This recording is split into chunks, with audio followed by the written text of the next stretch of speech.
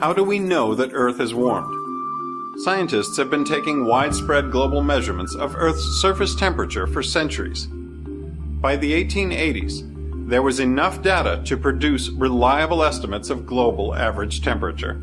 These data have steadily improved, and today temperatures are recorded by thermometers at many thousands of locations, both on land and over the oceans.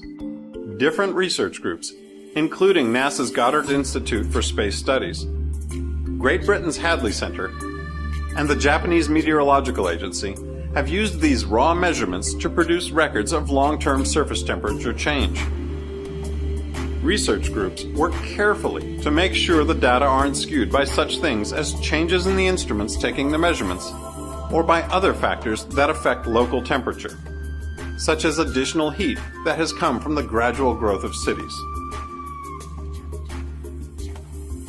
These analyses all show that Earth's average surface temperature has increased by more than 1.4 degrees Fahrenheit over the past 100 years, with much of this increase taking place over the past 35 years.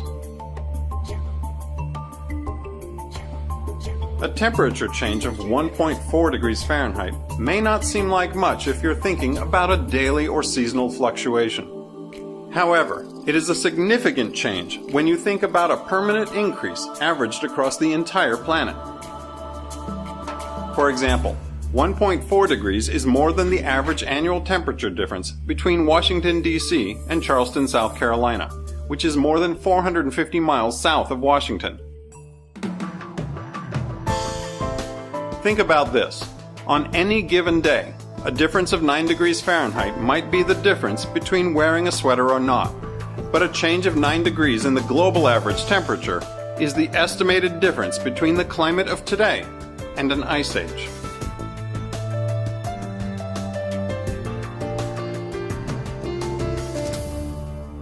In addition to surface temperature, other parts of the climate system are also being monitored carefully.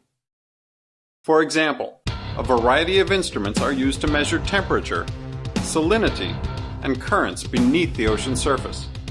Weather balloons are used to probe the temperature, humidity, and winds in the atmosphere. A key breakthrough in the ability to track global environmental changes began in the 1970s with the dawn of the era of satellite remote sensing. Many different types of sensors, carried on many dozens of satellites, have allowed us to build a truly global picture of changes in the temperature of the atmosphere and of the ocean and land surfaces.